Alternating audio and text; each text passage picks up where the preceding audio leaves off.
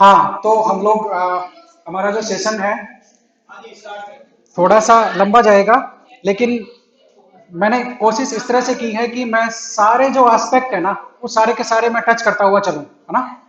अब हम लोग इसका जो बहुत इंटरेस्टिंग पार्ट है, हमारे जो सीएएस का जो प्रोसीजर है, नया रूल है, उसमें जो 110 रिसर्च स्कोर की जो कैलकुलेशन है, वो काफी ज्यादा इंटरेस्टिंग पार्ट है और उसमें काफी ज्यादा सावधानियां हमें रखने की जरूरत है।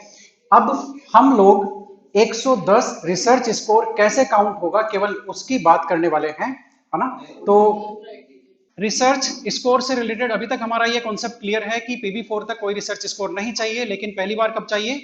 प्रोफेसर बनने के लिए। अब प्रोफेसर के लिए असेसमेंट पीरियड आपका पीबी 4 के बाद में कितने साल का है? 3 साल का। 3 साल में क्या आप 110 स्कोर इकट्ठा कर सकते हैं? इम्पॉसिबल। आपको क्या करना पड़ेगा? जब से आप नौकरी लगे हैं तभी से आपको थोड़ा थोड़ा रिसर्च स्कोर जुटाना पड़ेगा। यही इसकी खास बात है। This is the beauty of this point. यदि आप इनएक्टिव हो गए और आपने सोचा कि पीबी 4 तक मुझे कुछ नहीं चाहिए, पीएचडी मेरी करी हुई है, सीएस मेरा कहीं नहीं जाएगा, तो आप गलत साबित हो जाएंगे, क्योंकि आप पीबी 4 होने के बाद में 3 साल में आप 110 रिसर्च स्कोर नहीं जुटा सकते हैं। You have to initiate from the initial point, है ना। शुरू से आपको थोड़ा थोड़ा करना पड़ेगा। ये हमारे नए साथियों के लिए है कि हम शुरू से कुछ कुछ इकट्ठा करते चले जाएं, ताकि प्रोफेसर हमारा जिस दिन ड्यू हो उस दिन हमारा रिसर्च स्कोर 110 या इससे ज्यादा कम से कम हो जाए, ताकि हम किसी संकट में ना आए। Okay, yes. अगला जो इंपॉर्टेंट पॉइंट है वो है कि जो रिसर्च स्कोर है, वो जो टोटल 6 कैटेगरी है, अपेंडिक्स 2 टेबल 2 में टोटल 6 कैटेगरी है, उनमें से 3 में से आना चाहिए। ऐसा नहीं है कि आपने कॉन्फ्रेंस कर करके आपने 110 जुटा लिए और बोल करके ये हो गया, ऐसा नहीं चलेगा। उन्होंने कहा 110 रिसर्च स्कोर कम से कम 3 कैटेगरी से आना चाहिए, यानी कि आपका जो जीरो हो सकता है वो 3 कैटेगरी में ही हो सकता है। 3 में तो आपके कुछ ना कुछ नंबर होने ही चाहिए, यानी कि 110 मिनिमम होना चाहिए और कम से कम 3 कैटेगरी से होना चाहिए। यदि आपने दो से आपने 500 जुटा लिए और आप कहो बोल के कि मेरा मिनिमम से ज्यादा हो रहा है, नहीं चलेगा। 110 3 से आना चाहिए। जीरो अधिकतम कितने में हो सकता है? 3 में। 4 में जीरो होते ही आपका रिसर्च स्कोर चाहे 10,000 हो, बेकार है। यस। अगला रिसर्च स्कोर जो कैलकुलेट करेंगे वही पॉइंट जो सर ने पूछा था, डेट ऑफ इनिशियल अपॉइंटमेंट से लेकर के ड्यू डेट ऑफ प्रोफेसर। ये देखिए कंफ्यूजन क्यों क्रिएट हुआ, एक बहुत बेसिक एलिमेंट है। पुराना रेगुलेशन ये कहता है कि एपीआई चाहिए आपको सीनियर के लिए भी, सिलेक्शन के लिए भी, पीबी 4 के लिए भी, प्रोफेसर के लिए भी। और है ना, उसमें लिमिटेशन है हर असेसमेंट पीरियड की। नए में न तो सीनियर के लिए चाहिए, न सिलेक्शन के लिए चाहिए, न पीबी 4 के लिए चाहिए, केवल प्रोफेसर के लिए चाहिए। तो जो नए की जो प्रकृति है वो इसी तरह की है। हमारे माइंडसेट में क्या बैठा हुआ था कि भाई हमने पुराने वाले में क्या है, जो आपने पीबी 4 में कर लिया, अब आपको वो गया, आपको प्रोफेसर के लिए अलग से एपीआई स्कोर कैलकुलेट करना है असेसमेंट पीरियड का, वो फिक्स आपको इतना होना चाहिए। तो हम सोच रहे थे कि भाई इन्होंने इनका जो पीबी 4 तक, जैसे 2002 के लोगों ने अभी प्रोफेसर का फॉर्म भरा है नए वाले से, ठीक है, तो ये कंफ्यूजन आया कि भाई ये जो इनका रिसर्च का जो डेटा है, जो भी सर्टिफिकेट्स है, जो भी है, वो इन्होंने पीबी 4 में भी यूज लिए हैं, अब ये वापस उसको यूज ले रहे हैं, तो ये कंफ्यूजन क्रिएट हुआ। बेसिकली हमें नए रेगुलेशन की प्रकृति को समझना पड़ेगा। नया रेगुलेशन ये कहता है कि भाई पहले हमें कुछ ही नहीं चाहिए, ठीक है, हमें प्रोफेसर में चाहिए, तो प्रोफेसर में चाहिए तो डेट ऑफ इनिशियल अपॉइंटमेंट से ही चाहिए। हम उसको पुराने के साथ मिक्स ना करें। पुराने वाला अलग था, उसमें हर स्लॉट के लिए अलग चाहिए, इसमें पहली बार चाहिए प्रोफेसर के लिए, वो शुरू से प्रोफेसर की ड्यू डेट तक चाहिए, है ना। ये एकदम क्लियर है। जो कंफ्यूजन क्रिएट हुआ था, ये वो 6 कैटेगरीज हैं जिनसे आपको 110 जो रिसर्च स्कोर है वो आपको इन 6 कैटेगरीज से मिलने वाला है। अपेंडिक्स 2 टेबल 2 ऑफ रेगुलेशन 2022, उसमें ये मेंशन है। पहली कैटेगरी आपकी रिसर्च पेपर्स की होने वाली है, दूसरी कैटेगरी होने वाली है publication other than research paper की, जिसमें आपकी बुक्स वगैरह और भी कई तरह के पब्लिकेशन आते हैं। तीसरी कैटेगरी होने वाली है आपकी creation of ICT mediated teaching learning pedagogy and content and development of new and innovative courses and करिकुला। इसमें आपका जो ये भी कंफ्यूजन है कि हमने जो भाई आईसीटी ई कंटेंट हमने क्रिएट किया है कोविड के दौरान, वो क्या इसमें आएगा? तो वो 100% ही वो नहीं आएगा, क्योंकि इनके जो कंडीशंस हैं वो अलग है। हम इसकी जो टेबल आएगी उसी में बात करेंगे। रिसर्च गाइडेंस की आपकी कैटेगरी 4 रहेगी। फिफ्थ कैटेगरी में इन्होंने 3 पॉइंट लिए हैं, पेटेंट, पॉलिसी डॉक्यूमेंट, अवार्ड और फेलोशिप आपको कोई मिला है तो, ठीक है। यस।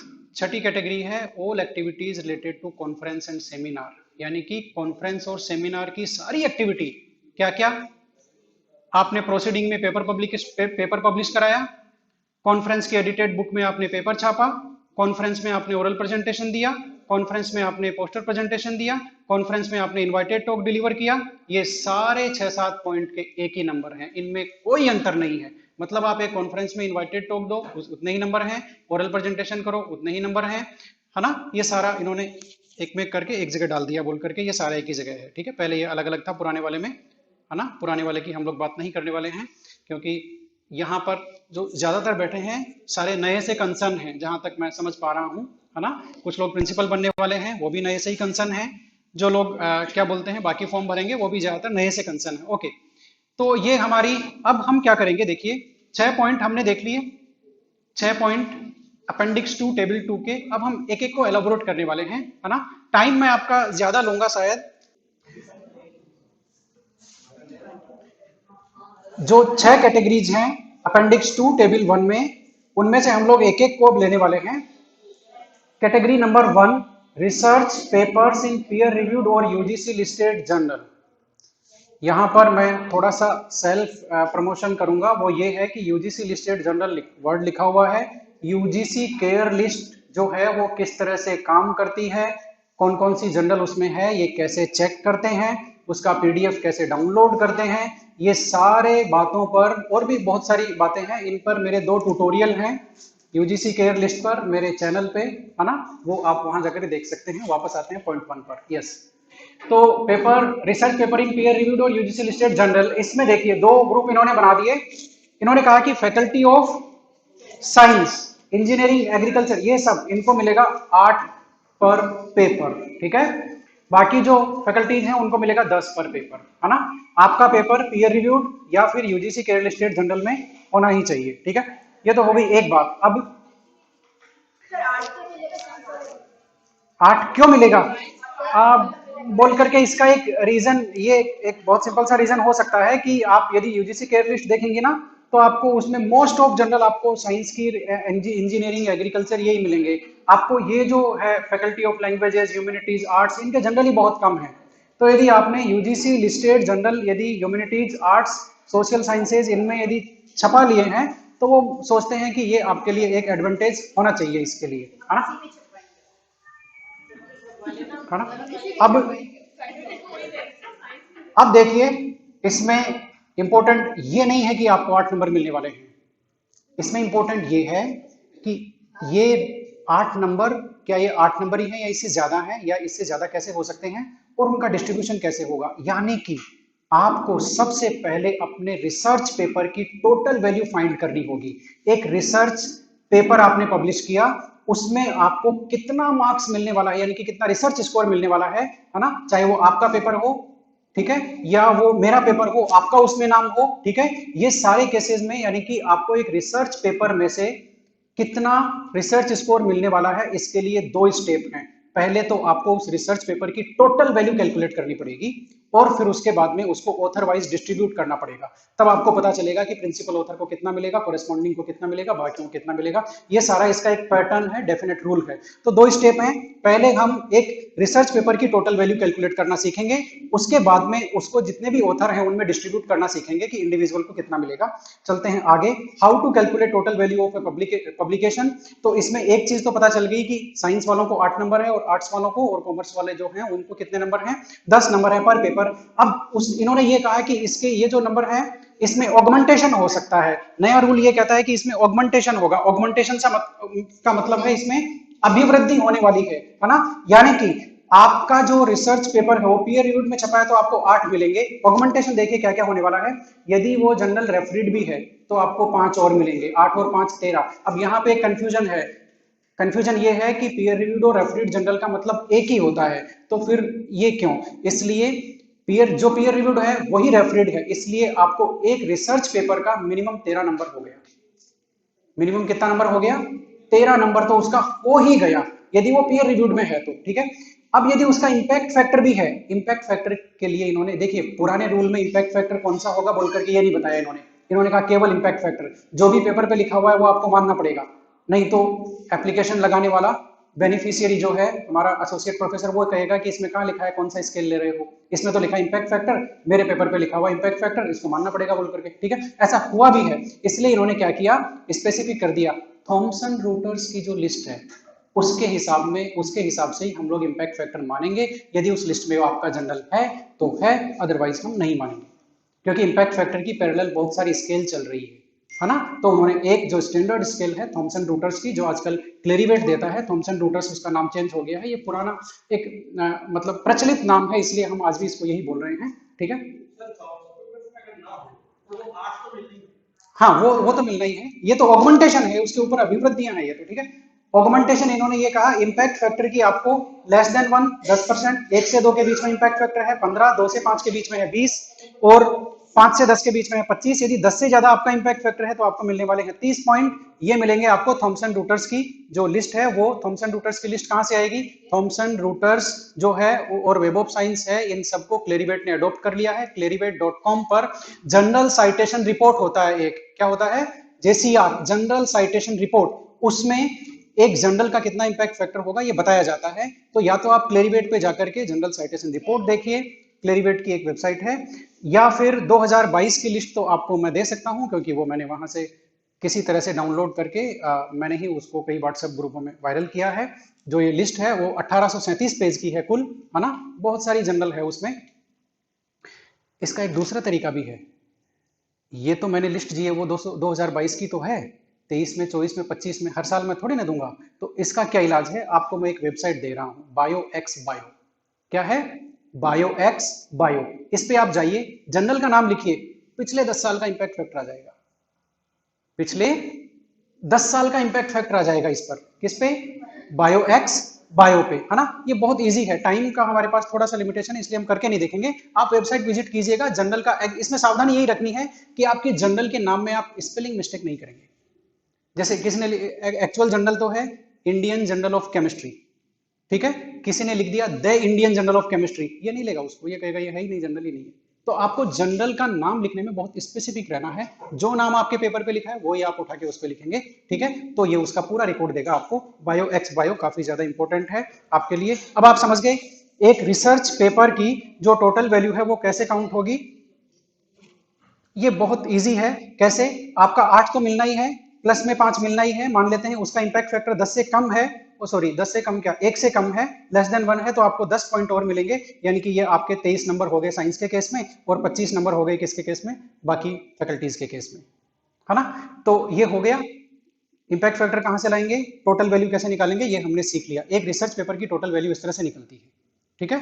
अब चलते हैं आगे, इसे डिस्ट्रीब्यूट करना है, 23 नंबर हमें मिल गए हैं, इसे डिस्ट्रीब्यूट करना है। डिस्ट्रीब्यूट करने के लिए रेगुलेशन कहता है कि ऑथर 3 तरह के हैं, कितने तरह के हैं, ऑथर हैं आपके 3 तरह के, फर्स्ट ऑथर या प्रिंसिपल ऑथर, इनका सेम वेटेज है, कोरेस्पॉन्डिंग ऑथर और जॉइंट ऑथर, ये 3 तरह के हैं। इसमें से फर्स्ट या प्रिंसिपल ऑथर को मिलता है टोटल वैल्यू का 70%, टोटल वैल्यू का 70%, यानी कि आपका 23 का 70%। बात आपको समझ में आ रही है ना। ये हो गया 100 मल्टीप्लाइड बाई 23, जो भी नंबर आएगा वही आएगा, ठीक है।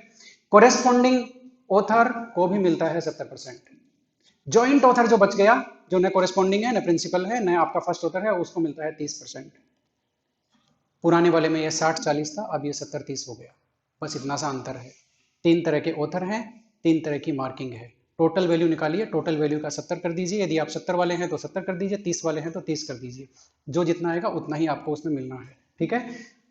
अब पेपर कितने तरह के होते हैं, इसमें भी एक प्रॉब्लम है ना। तो उसके लिए हम देखते हैं पेपर कितने तरह के होते हैं। पेपर हमें ज्यादातर केसेस में ये जो 4 तरह के पेपर मैंने कैटेगराइज किए हैं वो हो सकते हैं। कैसे, मान लेते हैं आपका एक पेपर है जिसमें सिंगल ऑथर हैं, आप अकेले ही ऑथर हैं, तो आपको कितना मिलेगा, 100% मिलेगा, ठीक है। 23 में कब ले रहा हूं, देखिए जब आपका इंपैक्ट फैक्टर 10 से कम है। मान लेते हैं आपका इंपैक्ट फैक्टर है ही नहीं, जैसे ज्यादातर केसेस में होता है, आपने देखा भी होगा आईक्यूएसी टीम ने जब प्रोफेसर के लिए फॉर्म लिए थे, बहुत ही कम ऐसे रिसर्च पेपर होंगे जिनका इंपैक्ट फैक्टर थॉमसन रूटर्स की लिस्ट में आ रहा होगा, ठीक है। तो ज्यादातर केसेस में 13 आप लोगों ने लिए होंगे, ठीक है।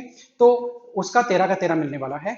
यदि डबल ऑथर पेपर है, इसके लिए अलग प्रोविजन है, यदि 2 ऑथर हैं, है ना, तो चाहे कोई भी प्रिंसिपल हो, कोई भी कुछ भी हो, इन्होंने कहा दोनों को 70-70 मिलेगा टोटल वैल्यू का। केवल दो डबल ऑथर के लिए है ये, दोनों को 70-70% मिलेगा। यदि दो से ज्यादा ऑथर हैं, सुनिए, दो से ज्यादा ऑथर हैं, तब बात आती है कि आपका कोरेस्पॉन्डिंग ऑथर कौन है ना। यहां पर ये जो केस हमने लिया है, ए जो है आपका वो फर्स्ट ऑथर है, इसको 70 मिलना है। सी पे स्टार लगा हुआ है, या तो पेपर में मेंशन होना चाहिए कि कोरेस्पॉन्डिंग ऑथर ये है, या एक जनरल तरीका है उसको बताने का, स्टार लगा हुआ रहता है पेपर में, यदि वो ऐसा है तो उसको भी 70 मिलना है। यानी कि कोरेस्पॉन्डिंग को कितना, 70, और फर्स्ट को कितना, 70%, है ना। अब यदि ऐसा रिसर्च पेपर है जिसमें ढेर सारे ऑथर हैं, 10, 20, 15, 25 ऑथर हैं, उसमें क्या होगा, उसमें फॉर्मूला यही सेट होगा, फर्स्ट ऑथर को 70, कोरेस्पॉन्डिंग ऑथर को कितना, 70, बाकी जो बीच में जितने भी हैं जो नए कोरेस्पॉन्डिंग है उन सबको 30 मिलेगा। ये पैटर्न है डिस्ट्रीब्यूशन का। तो हमने देख लिया एक पेपर की टोटल वैल्यू कैसे निकालते हैं और उसका डिस्ट्रीब्यूशन कैसे करते हैं ऑथर्स के बीच में। अब आप जो भी हैं, प्रिंसिपल ऑथर हैं, फर्स्ट ऑथर हैं, कोरेस्पॉन्डिंग ऑथर हैं, जॉइंट ऑथर हैं, उसके हिसाब से अपना पहले टोटल वैल्यू निकालिए और फिर खुद का जो मार्क्स है वो निकाल लीजिए। बताइए मैडम प्लीज। वो सेकंड कैटेगरी है, बात करते हैं अभी, है ना। तो ये हो गया, ये हमारी फर्स्ट कैटेगरी क्लियर हो गई, रिसर्च पेपर से रिलेटेड थी। वो रिसर्च पेपर जो पीयर रिव्यूड या फिर यूजीसी लिस्टेड जर्नल में शामिल होने चाहिए। यस, अब आ गई कैटेगरी 2। इसमें इन्होंने कहा कि हम पब्लिकेशन ले रहे हैं लेकिन other than research paper, other than research. अच्छा, रिसर्च पेपर की यहाँ डेफिनेशन क्या है, जो किसी जर्नल में छपा है, एकदम आप मान के चलिए जो किसी जर्नल में छपा है वही रिसर्च उसमें आएगा। यदि वो आपका किसी कॉन्फ्रेंस की प्रेसिडिंग बुक में छपा है, फर्स्ट कैटेगरी में नहीं आएगा। यदि आपने एडिटेड बुक में कहा है कि ये मेरा रिसर्च पेपर है, तो वो नहीं होगा। जो भी बुक में है वो चैप्टर होता है, रिसर्च पेपर नहीं होता। रिसर्च पेपर वही होता है जो किसी जर्नल में छपता है, एकदम क्लियर कॉन्सेप्ट है। इसलिए यदि किसी जर्नल में छपा है तो आपको जाएगा कैटेगरी 1 में, यदि जर्नल में नहीं छपा, कहीं भी छपा है, कैटेगरी 2 में, है ना। अब कैटेगरी 2 में क्या क्या है, कैटेगरी 2 में आपकी बुक ऑथर्ड है, बुक ऑथर्ड है, यदि इंटरनेशनल पब्लिशर है तो आपको 12 मार्क्स मिलने वाले हैं। अच्छा, यहाँ पर साइंस और आर्ट्स और जो ह्यूमैनिटीज का डिफरेंस था वो खत्म हो गया, वो कैटेगरी 1 में ही है, उसके अलावा सब बराबर है, ठीक है। इसलिए जो हमारे सेकंड तरफ वाला कॉलम था वो इसमें नहीं है। यदि इंटरनेशनल पब्लिशर की बुक है ना, और यदि आपने लिखी है वो बुक तो आपको 12 मिलने वाले हैं। नेशनल पब्लिशर की बुक है तो आपको 10 मिलने वाले हैं। यदि आपने बुक नहीं छापी लेकिन एडिटेड बुक में चैप्टर दिया है ना, जैसे अभी अभी आपने कॉन्फ्रेंस कराई, इंटरनेशनल कॉन्फ्रेंस, और आपने ये भी डिक्लेयर किया है कि हम उसकी एक एडिटेड बुक छापने वाले हैं बोल करके, आप लोग चैप्टर भी ले रहे हो, है ना। यदि वो एडिटेड बुक वाला चैप्टर है तो आपको उसके मिलने वाले हैं कितने, 5 नंबर। लेकिन ध्यान रखिए एक कॉन्फ्रेंस में 3 तरह की एक्टिविटीज होती हैं। कैसी कैसी, मैंने ओरल प्रेजेंटेशन दिया, अब कॉन्फ्रेंस कराने वालों ने उस पेपर को प्रेसिडिंग में छाप दिया या एडिटेड बुक में छाप दिया। 3 पॉसिबिलिटीज हैं, इन तीनों में से आप एक को ही अवेल कर सकते हो। यदि आपने ओरल प्रेजेंटेशन दिया है, उसका सर्टिफिकेट लगा रहे हो छठी कैटेगरी में, तो यहाँ पर आप ये नहीं कह सकते कि उस कॉन्फ्रेंस में मैंने एडिटेड बुक में चैप्टर छपवाया है, वो नहीं माना जाएगा। आपका एक टाइटल एक ही जगह माना जाएगा। याद रखिए, एक रिसर्च पेपर का जो टाइटल है वो यूनिक है, उसको आप एक ही जगह क्लेम कर सकते हैं, उसको 2 जगह क्लेम नहीं कर सकते हैं। चाहे वो आपका एडिटेड बुक का चैप्टर हो, चाहे वो कॉन्फ्रेंस प्रोसीडिंग्स में पेपर हो, चाहे वो आपने ओरल या पोस्टर प्रेजेंट किया हो या इनवाइटेड टॉक दिया हो, उसमें वो उस सर्टिफिकेट में वो पेपर टाइटल लिखा हुआ हो, इन 3 में से एक टाइटल को आप एक ही जगह क्लेम कर सकते हैं।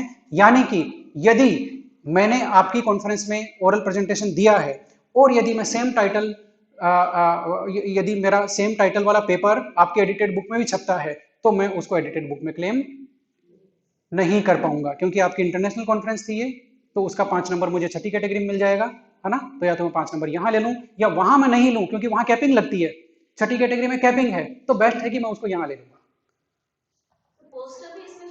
मैडम, ये poster, oral, invited, all these are modes to present the paper. The paper is unique.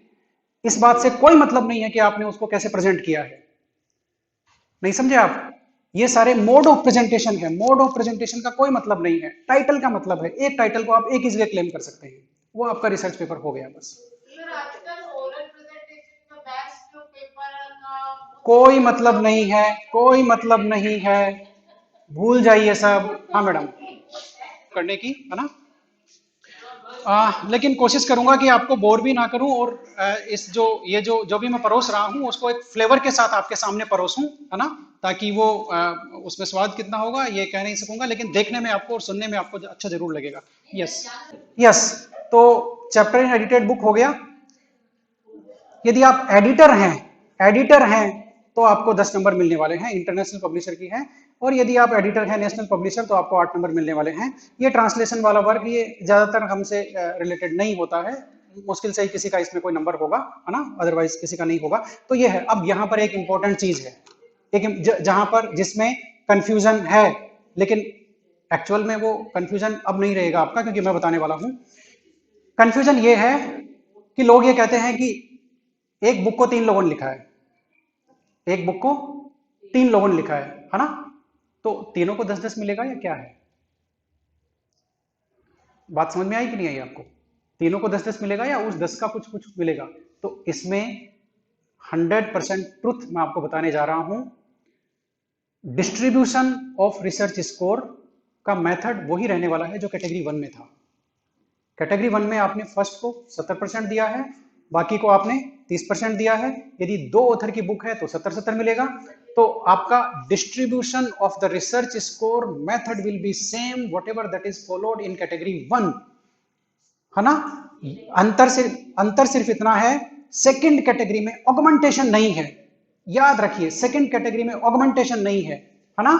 First category में ऑगमेंटेशन है, इसलिए उसकी एक बेस वैल्यू है और उसके ऊपर हम बिल्डिंग बनाते हैं कि 8 है, फिर रेफरिड होने का इतना, इंपैक्ट फैक्टर यदि कुछ है तो उसका इतना, तो हम उसको ऐड करके टोटल वैल्यू करते हैं। यहां ऑगमेंटेशन नहीं है, बाकी सारी चीजें सेम है। The distribution pattern will be same as it is given in case of category 1। इसमें जनरली कोरेस्पॉन्डिंग ऑथर बुक में तो देखिए कुछ होता नहीं है ना, लेकिन आपका जो कॉन्फ्रेंस की प्रोसीडिंग है उसमें हो सकता है, ठीक है। आपका जो एडिटेड बुक में चैप्टर है उसमें हो सकता है, कोई दिक्कत नहीं है ना। तो डिस्ट्रीब्यूशन का पैटर्न सेम है। बात आपको समझ में आ गई कैसे? फर्स्ट का 70-70 वो मैं रिपीट नहीं करूंगा। चलते हैं आगे कैटेगरी नंबर 3, जो कि काफी ज्यादा इंपॉर्टेंट है। इसमें आपके कैटेगरी नंबर 3 में creation of ICT mediated teaching, ये काफी सारी चीजें हैं। ए में क्या है? Development of innovative pedagogy. Generally इसमें हमारे कॉलेज एजुकेशन में जिस तरह से हम लोग क्या बोलते हैं, बहुत ही कम लोग ऐसे मिलेंगे जिनका इसमें इस कैटेगरी में मार्क्स हो, इस कैटेगरी में मार्क्स हो। कैसे?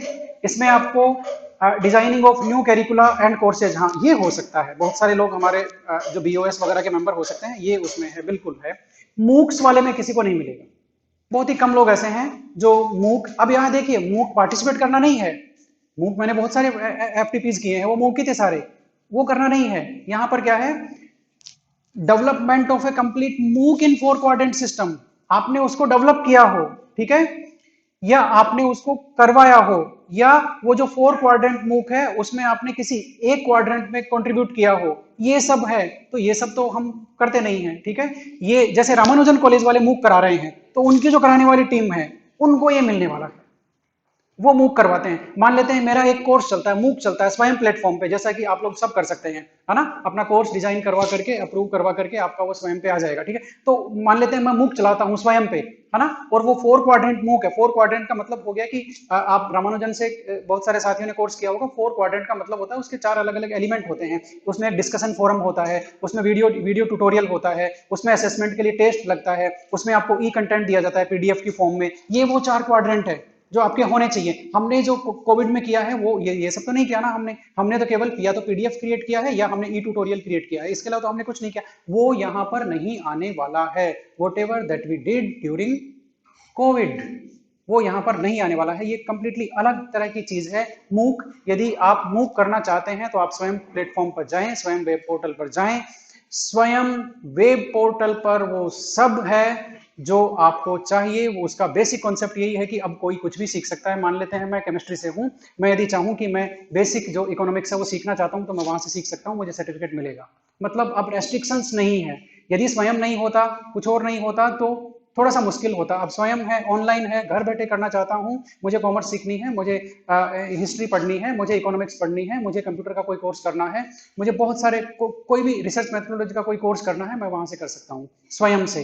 तो स्वयं की वेबसाइट विजिट कीजिए, स्वयं वेब पोर्टल, उस पर अकाउंट बनाइए। बहुत सारे अनलिमिटेड कोर्सेज हैं उसमें जो आपके काम के भी हो सकते हैं।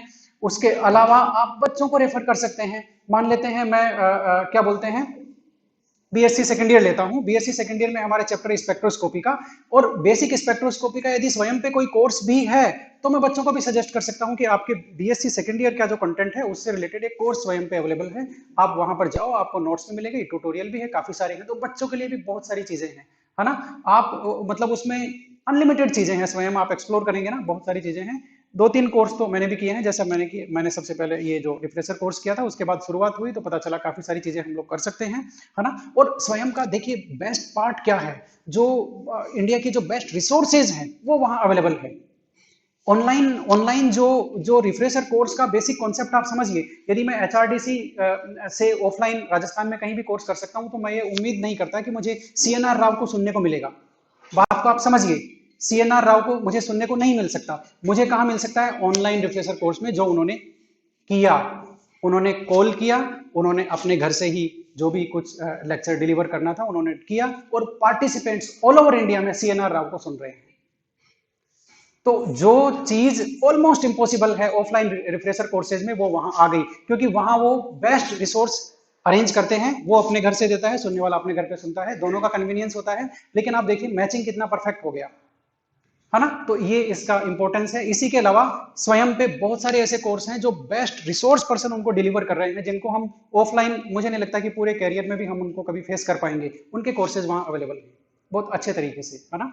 ठीक है, तो ये ई कंटेंट वाली कैटेगरी है, मूक आपने कराए हो 4 क्वाड्रेंट सिस्टम, या ई कंटेंट आपने क्रिएट किया हो 4 क्वाड्रेंट सिस्टम का।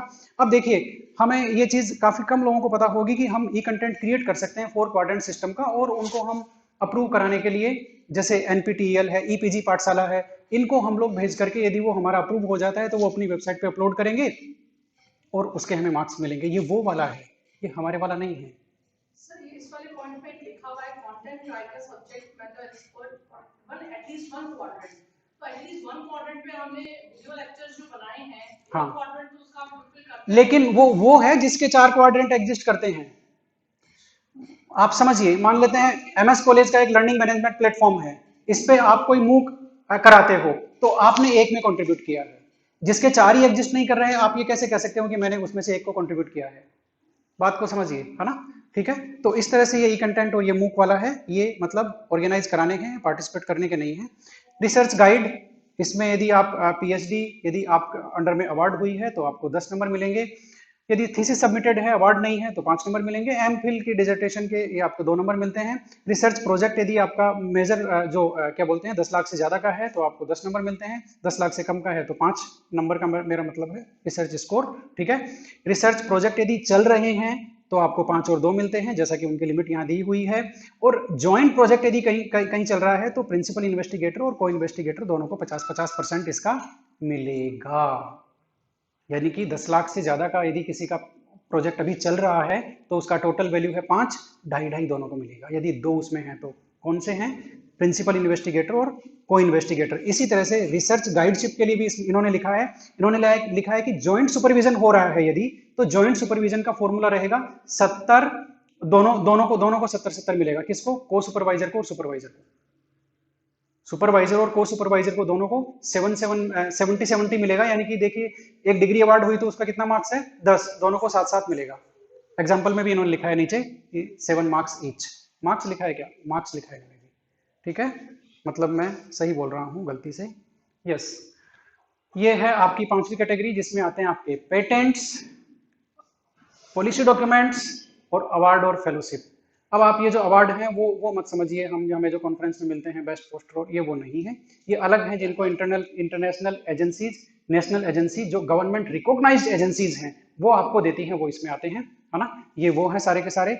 और यहाँ पर आप देखिए 5B पे स्टार लगा हुआ है, 5B पे स्टार लगा हुआ है ना, इसको आप याद रखिएगा, 5B पे स्टार लगा हुआ है। चलते हैं आगे, इसमें भी काफी कम लोगों के मार्क्स होते हैं, हमारे ज्यादातर मार्क्स होने वाले हैं फर्स्ट कैटेगरी में, सेकंड कैटेगरी में, एक रिसर्च गाइडशिप वाली है, कुछ लोगों के उसमें होंगे, और एक कॉन्फ्रेंस वाली है। ये 4 कैटेगरीज में हमारे मार्क्स होने वाले हैं। तीसरी में बहुत कम लोगों के मार्क्स होंगे, 5 में बहुत कम लोगों के मार्क्स होंगे, है ना। ये एकदम देखिए खुली चीज है, जो सही है वही सही है ना। ये है छठी कैटेगरी, इसमें मैं इसको पढ़ूंगा नहीं, आपको एक ही सेंटेंस में बताऊंगा। कॉन्फ्रेंस रिलेटेड सारी एक्टिविटी जिसमें आ गई है, सारी एक्टिविटी जिसमें आ गई है कॉन्फ्रेंस रिलेटेड, और उसके यदि आप इंटरनेशनल बाहर जाकर के करते हो अब्रोड तो आपको 7 मिलेंगे। इंटरनेशनल विद इन कंट्री जैसे आपकी कॉन्फ्रेंस हुई है पिछले महीने, ठीक है, उसके आपको 5 नंबर मिलेंगे। नेशनल कोई कॉन्फ्रेंस है, सेमिनार है, 3 नंबर मिलेंगे। स्टेट और यूनिवर्सिटी लेवल पे है तो 2 नंबर मिलेंगे, ठीक है। ये चाहे आपने पेपर प्रेजेंट किया हो, पेपर प्रेजेंट चाहे पोस्टर हो, चाहे ओरल हो, चाहे आपने इनवाइटेड दिया हो, चाहे आपने एडिटेड बुक में चैप्टर छपाया हो, वो अलग चला गया, चाहे कॉन्फ्रेंस प्रोसीडिंग हो, कॉन्फ्रेंस प्रोसीडिंग यहीं पर है, paper presentation, oral, invited, poster, तीनों वो यहीं पर हैं, 4 चीजें यहां पर हैं, है ना, ये हो गया। अब यहां पर एक प्रॉब्लम आ गई, क्या, कि इन्होंने 6 पे भी स्टार लगा दिया। 5B पे स्टार है, 6 पे स्टार है, यानी कि 5B और 6 इन दोनों का कनेक्शन है। क्या कनेक्शन है? इन दोनों पे कैपिंग है। कैसे कैपिंग है? इन दोनों पे कैपिंग कैसे है उसको हम समझते हैं फटाफट, यानी कि आप इनमें जितना टोटल स्कोर करेंगे वो आपको नहीं मिलने वाला है, वो आपको नहीं मिलने वाला है ना। उसकी कैपिंग कैसे है उसको समझ लेते हैं फटाफट। एग्जांपल मैंने यहाँ पर आपके लिए लिखा है, कैटेगरी 1 2 3 4 5 AC और B। ये देखो मैंने 5 AC को मैंने अलग कर दिया और B को मैंने किसके साथ लिया है? 6 के साथ लिया है, ठीक है। अब मान लेते हैं आपको कैटेगरी 1 में 40 मार्क्स हैं, कैटेगरी 2 में आपके 20 मार्क्स हैं, 3 में आपके मान लेते हैं 0 मार्क्स हैं, 4 में 0 मार्क्स हैं, 5 में भी आपके 0 मार्क्स हैं, और 5B में आपके 10 मार्क्स है, और छठी कैटेगरी में कॉन्फ्रेंसेस हमने खूब भाग भाग के की है इधर उधर, तो 130 नंबर हमारे हो गए हैं, टोटल इनका हो गया 200। ये आप क्लेम कर रहे हैं, ये आप क्लेम करेंगे, IQAC को ये सबमिट करेंगे कि मेरे इतने नंबर हो रहे हैं। उसमें से आपको कितने मिलेंगे, IQAC कितना सैंक्शन करेगी वो देख लेते हैं। तो ये तो था रिसर्च स्कोर क्लेम्ड। अब आपका आ गया रिसर्च स्कोर फाइनल, ठीक है। उसमें 40 में से आपको 40 मिलने वाला है, आपको 20 में से 20 मिलने वाला है, यहां जितना भी था वो एज इट इज मिलने वाला है। हाँ, या इस केस में हमने 0 0 लिखा है तो आपको 0 मिलने वाला है। अच्छा ये मैंने, ठीक है। अब बात आ गई 5B और C की, इस पे कैपिंग है, कैपिंग है कितने की? 30% की, 30% की कैपिंग है, यानी कि इसमें से आपको कितना मिल सकता है? जो टोटल रिसर्च स्कोर है उसके 30% से ज्यादा नहीं मिल सकता। समझ लीजिए, टोटल रिसर्च स्कोर आपने क्लेम किया है 200, 200 के 30% से ज्यादा नहीं मिल सकता इसमें। इनका टोटल हो रहा है 140, तो क्या आपको 140 मिलेगा? नहीं। 200 का 30% कितना हुआ? 60 हुआ क्या? तो आपको 60 मिलने वाला है इन दोनों में से, और आपका टोटल हो गया 120, और आप हो गए एलिजिबल प्रोफेसर के लिए। तो ये कैपिंग को आप ध्यान रखिएगा, नए साथी जो प्रोफेसर के लिए रिसर्च स्कोर कलेक्ट कर रहे हैं वो ध्यान रखें कि आप जो कॉन्फ्रेंस कर रहे हैं उसका आगे जाके क्या हाल होने वाला है। लेकिन मेरा कहने का मतलब ये नहीं है कि कॉन्फ्रेंस एक्टिविटीज को आप कम करें, कम मत कीजिए। देखिए इसको दूसरे एस्पेक्ट से सोचिए, कैसे? ओ माय गॉड,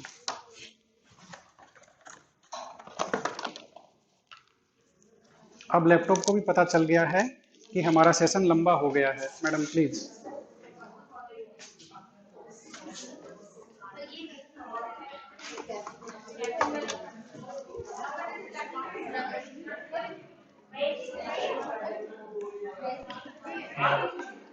बस, थैंक यू मैडम।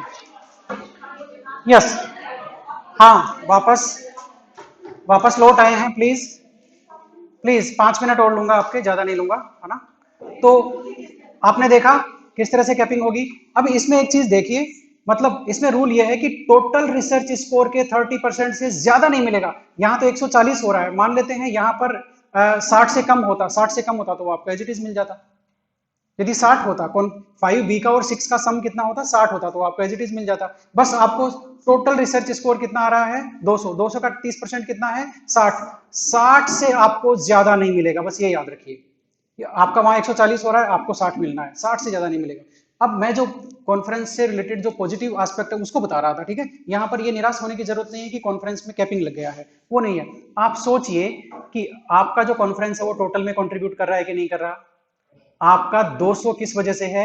140 आपका 5B और 6 की वजह से ही तो है 200। बात को आप समझिए, है ना।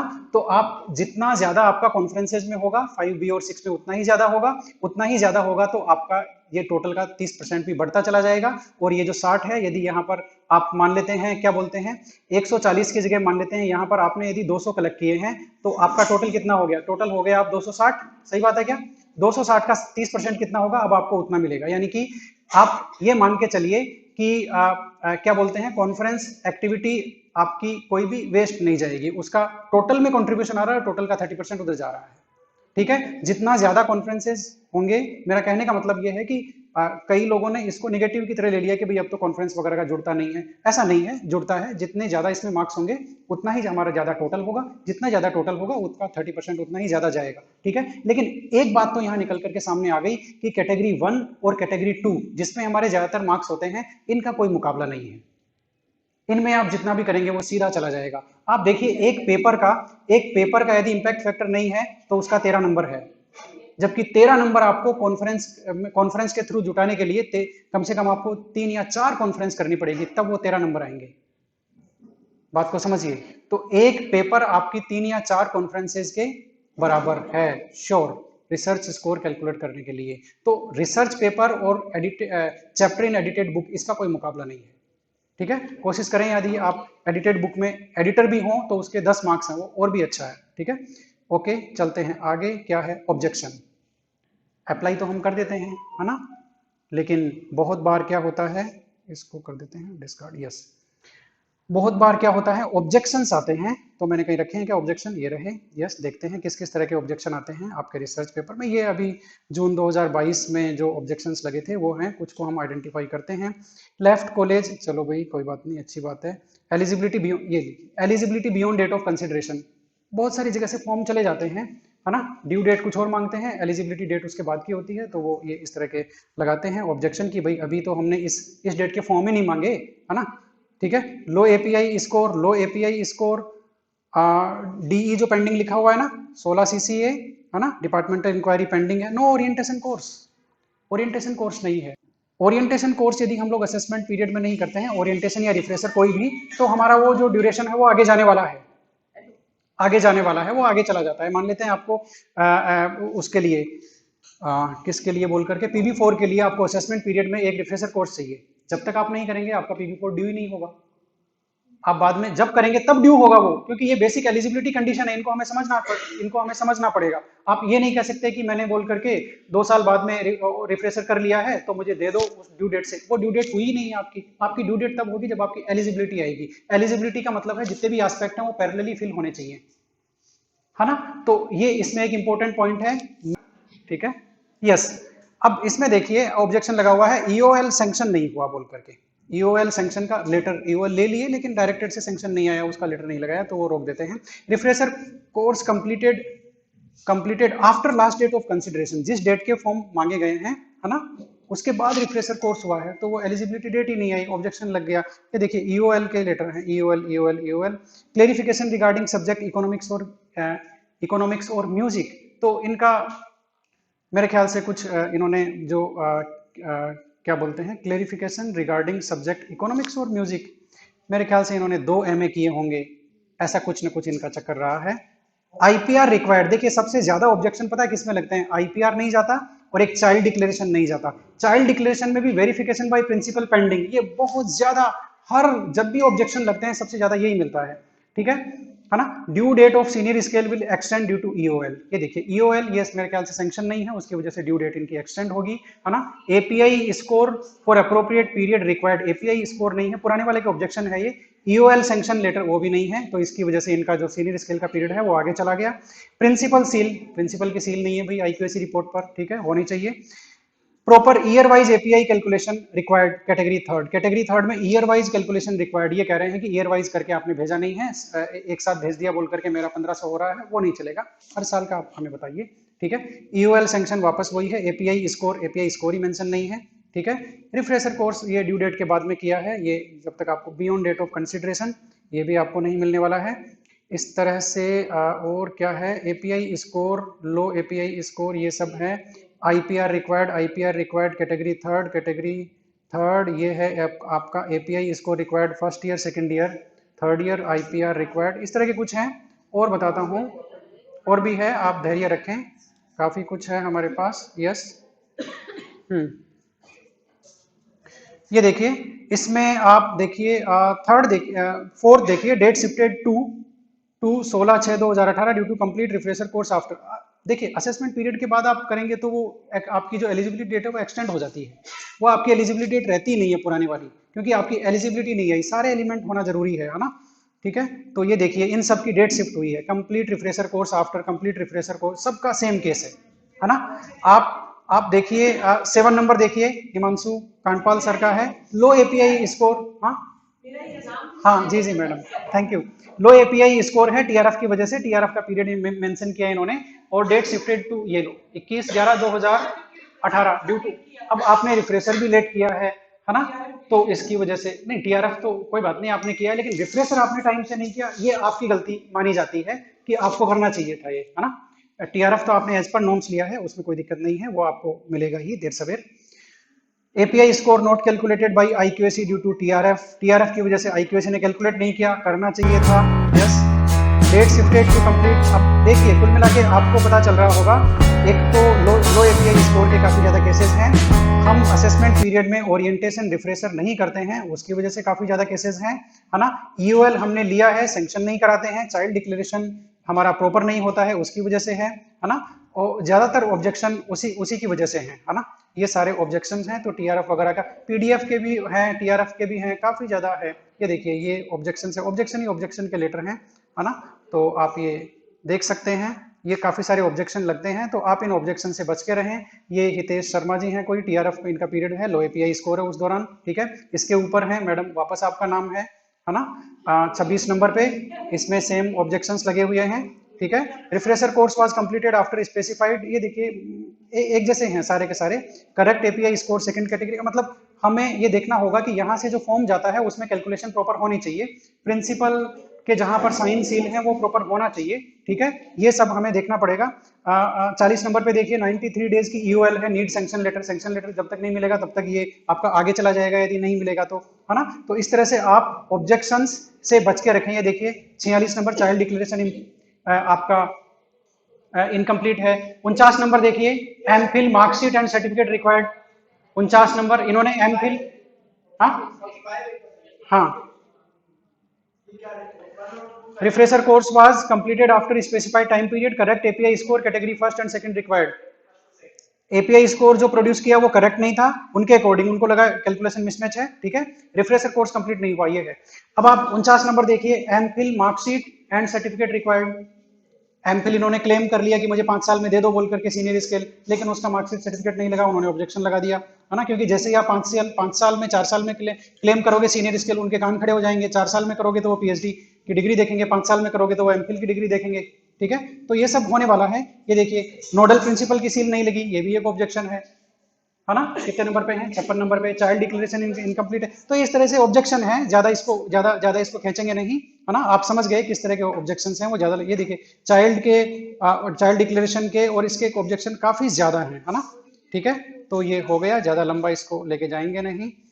ओके, अब क्या बचा, वापस पीपीटी में चलना पड़ेगा। यस, अब जो बचा है वो आपके सामने है, लर्निंग केमिस्ट्री विद एस के वर्मा। ये मेरा एक छोटा सा यूट्यूब चैनल है ना। आप यूट्यूब पे यदि लर्निंग केमिस्ट्री विद एस के वर्मा टाइप करेंगे तो आपको ये वहाँ मिल जाएगा, और आपको चैनल में क्या क्या मिल सकता है वो मैं दिखा देता हूँ। केमिस्ट्री फैकल्टी मेंबर्स हैं उनके लिए, और स्टूडेंट्स हैं बेसिकली, है ना। फैकल्टी मेंबर्स से स्टूडेंट्स के लिए तो काफ़ी ज़्यादा ये बेनिफिशियल है। इसको हम थोड़ा सा जूम कर लेते हैं।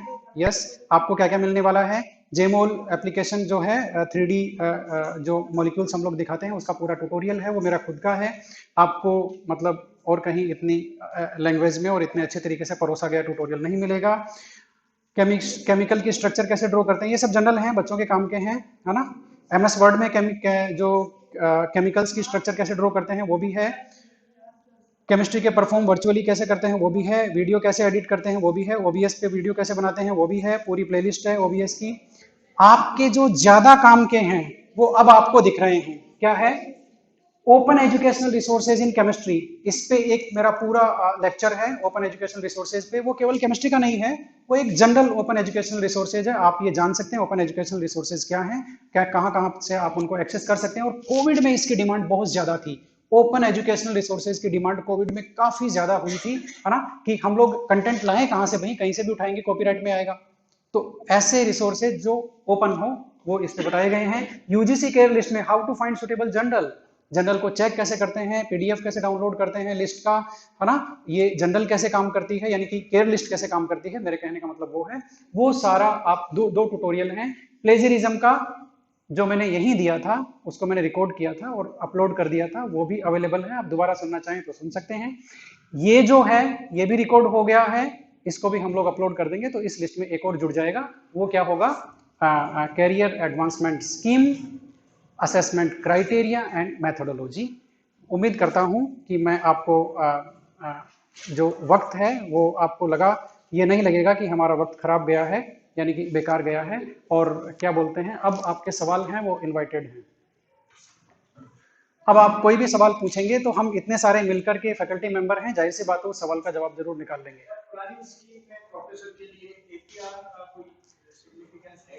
किसका?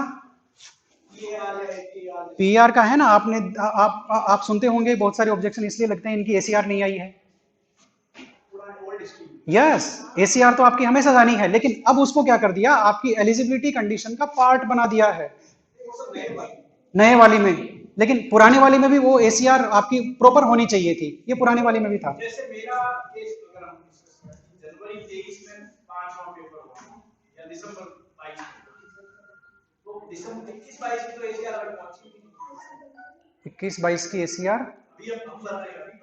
हाँ, तो उसके बिना वो कर भी नहीं पाएंगे, यदि आपका असेसमेंट पीरियड में आ रहा है तो बिल्कुल नहीं कर पाएंगे, ये तो एकदम क्लियर है। सर किसी पुरानी के स्कोर है जैसे हमारे एक सर का है, हाँ, उसको क्या किया जाए? उनको ये किया जाए मैडम, उनको ये किया जाए, देखिए हमारा ओरिएंटेशन नहीं हुआ, हमारे पेपर नहीं छपे, या हमारा कोई कोर्स बाकी है वो नहीं हुआ, या हमारा एपीआई स्कोर लो है ना, इनमें से कोई भी कंडीशन है, ये जब फुलफिल होगी तभी हमारी एलिजिबिलिटी आएगी। बस यदि लो एपीआई स्कोर है, जल्दी से जल्दी आप उसको पूरा कर लें, जिस दिन आप पूरा करेंगे उस दिन आपकी एलिजिबिलिटी, वो आपकी नई ड्यू डेट हो जाएगी।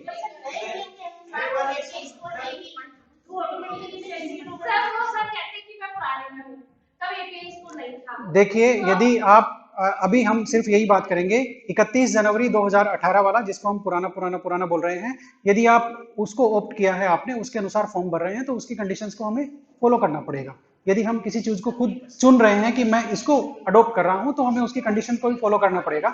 तो ये आप ध्यान रखें, है ना, ये बहुत जरूरी है। हाँ, और बताएं सर। अच्छा, प्रोफेसर वाली में क्या हुआ है कि मतलब बहुत ज्यादा ऑर्डर्स आ गए हैं, है ना, तो इससे क्या हुआ, एक थोड़ा सा क्लेरिफिकेशन का अभाव है। तो प्रोफेसर के अलावा यदि किसी और पोस्ट के लिए कोई भी हमारा सवाल है तो उसको पहले ले लेते हैं।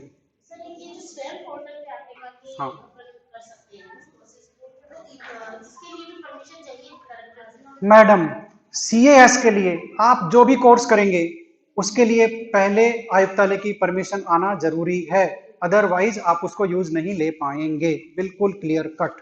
सीएएस के लिए, अदरवाइज आप करो ना। मेरा कहने का मतलब है यदि आप कोई भी ऑनलाइन कोर्स केवल सीखने के लिए कर रहे हैं, आप कीजिए, बेशक कीजिए, यदि उसका रिसर्च स्कोर कहीं मिलना है वो आपको मिलेगा, कोई नहीं रोक सकता। लेकिन सीएएस की एलिजिबिलिटी के लिए यदि आप कोई कोर्स कर रहे हैं, ओरिएंटेशन, रिफ्रेशर, पीडी, आपका जो एफडीपी है वो, या रिसर्च मेथोडोलॉजी कोर्स है, या मूक है, कोई कुछ भी कर रहे हैं, परमिशन चाहिए मैडम। और जैसे ये कोरोना काल में हुए थे एफडीपी 5-5 दिन के बिना वो देखिए आयुक्तालय नहीं करवाई मैडम, यूजीसी ने साफ कह रखा है कि सीएएस में वही कोर्स मान्य होगा जो हमारे द्वारा अधिकृत संस्थाएं हैं। यदि आप ये एफडीपी करा रहे हैं 5 दिन का, आप करा रहे हैं, ठीक है, यदि कल को मैं ये कहूं कि मैंने रिफ्रेशर भी नहीं किया, मैंने ये भी नहीं किया, मैंने ये भी नहीं किया, मैंने एमएस कॉलेज में 5 दिन का एफडीपी किया है, वो मेरी सीएएस की एलिजिबिलिटी तय नहीं कर पाएगा। एकदम सिंपल सा है, संस्था अधिकृत होनी चाहिए एमएचआरडी के द्वारा, कोर्स अधिकृत होना चाहिए एमएचआरडी के द्वारा, वही, और परमिशन होनी चाहिए आयुक्तालय की, तब वो आपका सीएस के लिए माना जाएगा, अदरवाइज नहीं माना जाएगा। और बताइए। सर मेरे को रिव्यू में 16 से ड्यू 22 से ड्यू ऑब्जेक्शंस में था एसीआर एक बार तो हाई देने में और एक बार पहुंचा नहीं था समथिंग कुछ था, उसके बाद मुझे ड्यू तो 16 से था बट मिला हमें 18 से, तो वो जो 16 से लेकर 18 तक का जो बीच का गैप है वो एरियर, इमेजिनरी एरियर वो उन्होंने नॉशनल बेसिस पे कर दिया कि आपको इंक्रीमेंट हर साल का मिल जाएगा और कैश बेनिफिट आपको 1/1/18 से ही मिलेगा। ये स्टेट गवर्नमेंट का मैडम डिसीजन है, उनका ऑर्डर है, इस पे मेरे ख्याल से बहुत सारी वो चर्चाएं हैं, बहस हैं, वो हो चुकी हैं। अभी हमारे लिए सत्य यही है, यदि आपका CAS 1 जनवरी 2000 पहले से 1 जनवरी 2018 से पहले का ड्यू है, आपको एरियर कैश बेनिफिट 1 जनवरी 2018 से ही मिलेगा। इसके पहले का आपको कोई एरियर नहीं मिलेगा, वो आपको नॉशनल बेसिस पे आपके हर साल के इंक्रीमेंट मिलते चले जाएंगे, बस यही होगा। आपको कैश बेनिफिट 0 मिलेगा if your due date is before 1 January 2018। एकदम क्लियर है, कोई चांस नहीं है मैडम। ऑर्डर निकल गए हैं और आप लोगों ने बाकी एरियर भी उठा लिया होगा, है ना। केस मेरे ख्याल से डिस्पोजल हो गए हैं। और बताइए मैडम। ये ज्ञानदूत के लिए जो वीडियोस बनाते हैं, वीडियो लेक्चर का कोई उपयोग है? ज्ञानदूत के लिए, ज्ञानदूत अपने डायरेक्टरेट का जो चैनल है उसके लिए आप वीडियो बनाते हैं, उसको हम कहाँ रख सकते हैं? से ज्ञानदूत के लिए सर्टिफिकेट आया या ज्ञान गंगा के लिए आया है? देखिए, ज्ञान गंगा में तो आपने पार्टिसिपेशन किया है, वो एक अलग चीज हो गई, वो उस टाइम की जरूरत थी।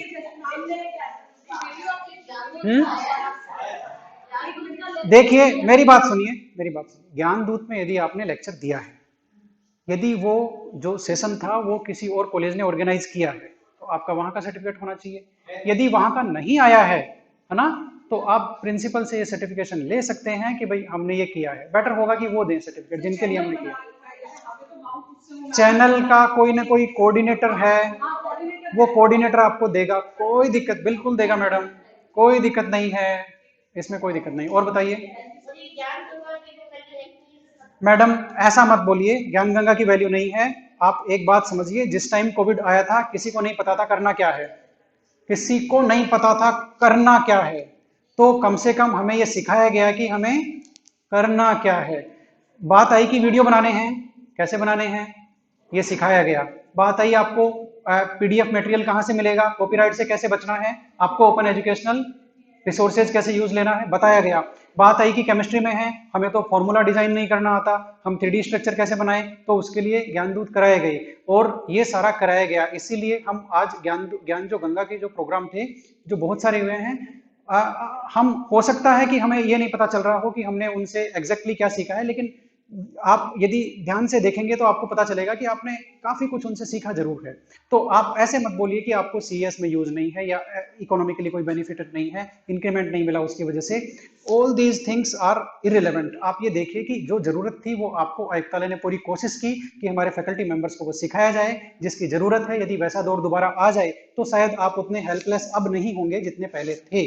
जितने हेल्पलेस आप मार्च 2020, अप्रैल 2020, मई और जून 2020 में थे, उतने हेल्पलेस आप अब नहीं होंगे, क्योंकि ज्ञान गंगा के जो प्रोग्राम है वो जुलाई 2020 से स्टार्ट हुए थे, जब नेक्स्ट सेशन आया था तब। डूंगर कॉलेज ने भी 2 ज्ञान गंगा के जो प्रोग्राम थे FDP वो करवाए हैं। एक ई कंटेंट पे करवाया होगा, करवाया था हमने, है ना। मैं उनकी जो मेन टीम थी उसी का मैं हिस्सा था। मैंने खुद में भी नए वाले में पेमेंट 4 के लिए आपको असेसमेंट पीरियड में एक रिफ्रेशर चाहिए, ठीक है। PB4 किसके लिए, PB4 के लिए पूछा है क्या आपने? तो सिलेक्शन के बाद 3 साल की नौकरी चाहिए, एक रिफ्रेशर चाहिए और आपको PhD की डिग्री चाहिए, बस।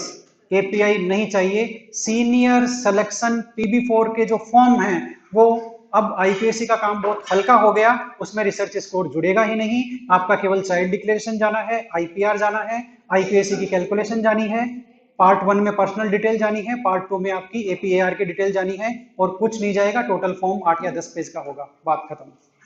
और बताइए।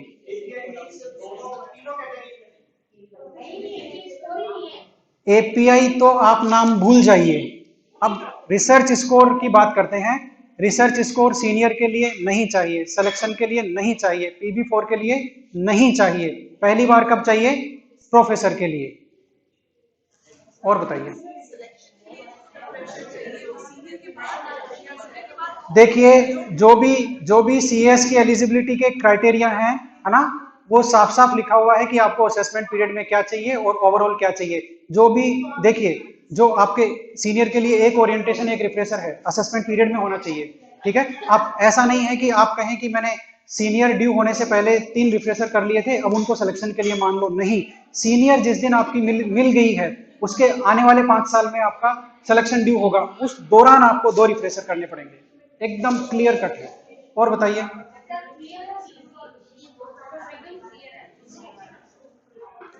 तो मैं ये उम्मीद करता हूं कि मैं जितना जानता हूं उसको अच्छी तरह से परोस पाया हूं और एक जो बेहतर जानकारी है वो मेरे हिसाब से मैं रख पाया हूं, है ना? क्या सर? जैसे 18 ये जो नया वाला है वो कौन सी डेट से इफेक्टिव है? नया वाला, नए वाले की इफेक्टिव डेट है 18 जुलाई 2018 से कंटिन्यूड। यानी अब जो 2020 में पेमेंट बोर्ड के लिए एलिजिबल हुआ है वो नए वाले में है? नहीं, बिल्कुल नहीं। पुराने वाले की एप्लीकेबिलिटी डेट है 31 जनवरी 2018 से 13 जनवरी 2023 तक। किसी का भी यदि ड्यू हो रहा है कोई भी स्केल, वो पुराने वाले को ऑप्ट कर सकता है।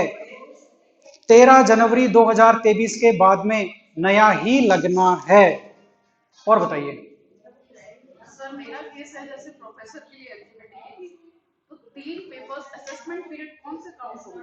3 पेपर नहीं, मतलब आप नए वाले से बात करें पुराने वाले से? पुराने वाले में 5 पेपर थे, नया वाले में ऑप्ट कर सकते हैं आप, ठीक है? तो बहुत सिंपल सी बात है, 3 पेपर आपके जब से आपका PB4 ड्यू हुआ है उसके आने वाले 3 साल में आपका प्रोफेसर ड्यू होगा। उस 3 साल में आपको कम से कम 3 पेपर होना चाहिए, चाहे आपके टोटल पेपर 100 हो रहे हो, कोई मतलब नहीं है। टोटल पेपर मिनिमम 10 और असेसमेंट पीरियड में मिनिमम 3। जब तक आपके 3 नहीं होते हैं तब तक आपकी ड्यू डेट नहीं आएगी, वो आगे बढ़ती चली जाएगी। इसलिए जल्दी से जल्दी उसको खत्म करें। और बताइए। ठीक है, तो मेरे ख्याल से इसको खत्म करते हैं, है ना? तो थैंक यू वेरी मच।